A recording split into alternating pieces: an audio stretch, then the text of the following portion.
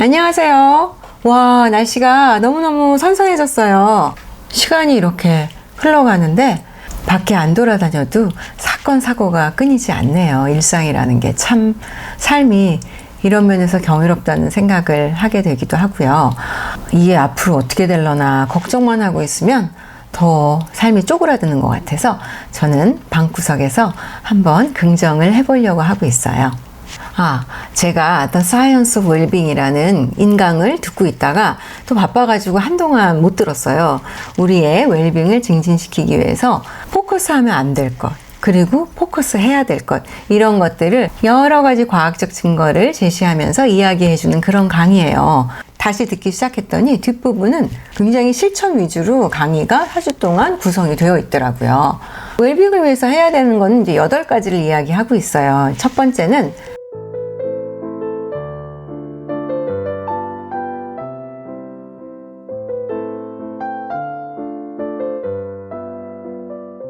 이 8가지 중에서 한 가지를 정해서 4주 동안 매일매일 하는 거예요. 새로운 과제가. 이 중에서 저는 친절하기를 선택을 했어요. 이 클래스에서 이런 스케줄표도 나눠줘요. 이렇게 나눠주면 이 동그라미 안에다 날짜를 쓰고 자기가 친절하게 한, 저 같은 경우에 한 여러 가지 행위들을 적는 거죠. 저는 2주 동안 했기 때문에 2칸이 쪼르륵 다 찼습니다.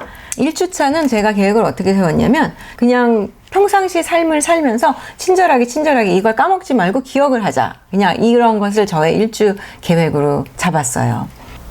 그런데 생각보다 매일매일 친절하게 하는 일들이 있었어요. 첫날 예를 들면 아버지를 모시고 치과에 갔는데요. 치과에서 일하시는 분이 막 커다란 그 돌돌이를 막 이렇게 밸런싱을 하면서 움직이고 계셨거든요. 엘리베이터가 왔는데 그분이 엘리베이터를 하나를 밀고 타시는데 제가 2번째 돌돌이를 이렇게 밀면서 그분 뒤에 따라 탔어요.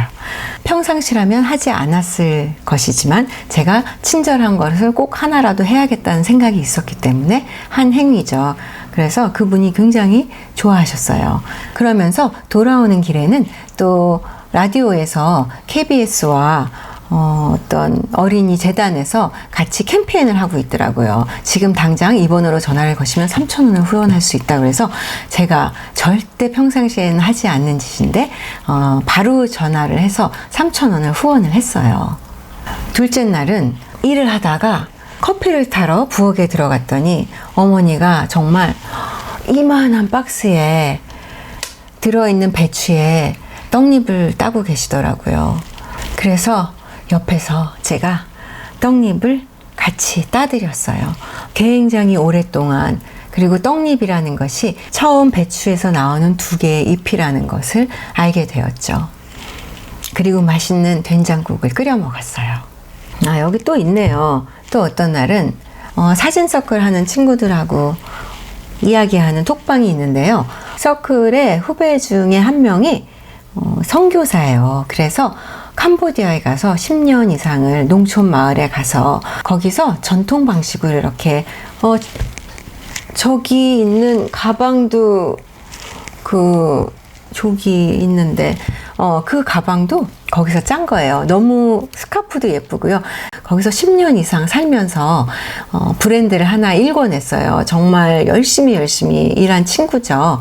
생각해 보니까 실제로 작은 기부도 하지 않았던 거예요. 그런데 기부라는 게 한 번에 막 큰 돈을 왕창 주고 이런 것보다도 작은 돈이지만 계속해서 지속적으로 들어오는 게 훨씬 더 도움이 된대요. 그래서 제가 단톡방에 작은 돈이지만 우리의 웰빙을 위해서 이런 기부도 사람들의 웰빙을 부스트업 한대요. 그래서 부담은 가지지 말고 하고 싶은 사람은 정말 작은 돈을 정기 후원을 한번 해보자. 1년 동안만. 그렇게 제안을 했고요. 정기 후원을 하기로 했어요. 이 친구가 한 번도 저희한테 그런 얘기를 한 적이 없어요. 그런데 정말 고마워하더라고요. 그러면서 저도 왜 한 번도 그 생각을 못했을까. 제가 정말 의도적으로 어떻게 해서든지 친절해야 돼. 이런 연습을 하지 않았다면 할 수 없었던 정말 가까이에 있었던 그런 일이었던 것 같아요. 또 마지막 날은 이런 친절을 제가 베풀었네요. 저희 동생이 저희랑 아래 윗집으로 살고 있어요. 그리고 동생이 저랑 대학교도 같이 나왔기 때문에 그 동생 친구들하고 저도 대학교 때부터 보면서 이렇게 친한 친구들이 있는데요. 아직도 이렇게 모임을 해요. 동생네 집에서. 그 제가 대학교 때도 알고 있던 정말 친한 동생의 친구들이 오면 저도 거기 가요. 가가지고는 맨날 와인만 얻어 마셨죠. 제가 뭔가를 하지는 않았거든요. 그냥 낄낄거리면서 놀기만 했는데 이번에는 동생 친구들이 온다고 하길래 제가 라따뚜이를 하나 이렇게 큰 접시를 만들어 가서 또 즐겁게 윷놀이를 하면서 놀았어요. 그런 것 같아요. 써야 되니까 당연히 해야 되는 거 아니면 집에서 뭐 그냥 친절이라기보다는 그냥 하는 의무 이런 것도 좀 썼는데요. 쓰고 보니까 그냥 내가 좀 친절을 베풀었다라는 느낌이 드니까 기분은 좀 더 좋아지더라고요. 첫 번째 주를 친절하자 생각을 하면서 일상생활을 한 결과 제가 알게 된 것은 친절할 기회가 생각보다 엄청 많더라는 거죠. 이런 것 같아요. 그러니까 할까 말까? 지금 이거 먼저 해야 되는데 라든지 시간이 없는데 라든지 귀찮아. 이런 순간에 친절해야 된다라고 하니까 하는 거를 선택을 하는 거죠. 시간을 내서. 생각보다 친절하기 위해서 막 찾아다닐 필요가 전혀 없더라는 거예요. 그냥 할까 말까 할 때 하게 되는 거 그것만으로도 엄청나게 많은 친절을 베풀 수가 있었어요. 2주차에 제가 정한 계획은 바로 가장 가까이 있는 사람한테 친절하기. 이게 상당히 어렵더라고요. 엄마한테 친절하기 참 어렵죠. 그리고 남편한테 친절하기 이것도 그다지 쉽지 않아요. 예를 들면 하루에 3개의 순간에만 친절해보자 이렇게 결심을 했고요. 엄마가 이 채널의 애청자이신데 들통이 나게 됐어요. 그런데 예를 들면 이런 거예요. 엄마가 이야기할 때 끝까지 듣는다. 엄마한테 말 대답을 하지 않는다. 뭐 이런 거예요. 이런 거를 친절이랍시고 제가 했는데 엄마는 어떻게 느끼실지 모르지만 저는 상당히 마음이 편해지고 기분이 참 편안함을 느꼈어요. 이 친절하기 하면서 저한테 가장 큰 변화가 온 것은 바로 차선 양보하기예요.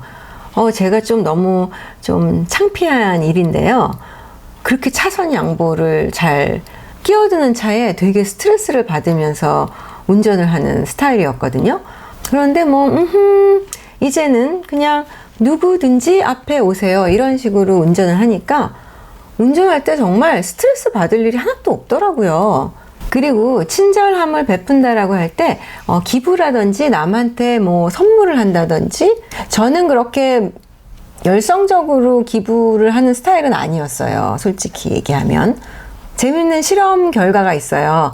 $5하고 $20를 실험 참가자들한테 주면서 이것을 어떻게 쓰면은 당신이 가장 행복하겠냐 이렇게 물어봤더니 거의 대부분의 사람들이 $20를 나 자신을 위해서 쓰면 제일 행복할 것 같다. 이렇게 이야기를 설문을 하고요. 정작 돈을 어떻게 썼으며 어떤 게 당신의 행복을 증진시켰나요? 이렇게 물어봤을 때 꽁돈이니까 어떤 사람들은 좀 딴 사람들한테도 베풀고 그랬을 거 아니에요.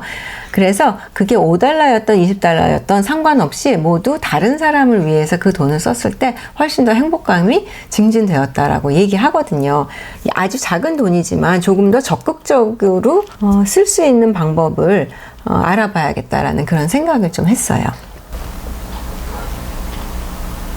아직 저는 2주 동안 친절을 베풀어야 되는 과제가 있기 때문에 저의 친절 주간을 이용하시고 싶은 분들은 이용을 하셔도 좋을 것 같아요. 제가 이렇게 또 친절하게 한답시고 한 것들을 보고 있으니까 기분이 좋아지네요. 이게 뭐라고 기분이 좋아져요. 코로나로 재미라든지 이렇게 나가서 기분 전환할 수 있는 그런 기회는 좀 줄었지만 또 그만큼 시간도 늘고 돈의 여유도 조금 는 것 같아요. 그래서 나가지 못할 바에는 또 이런 것들을 다른 방법으로 한번 써보는 것도 좋을 것 같다는 생각이 들어요.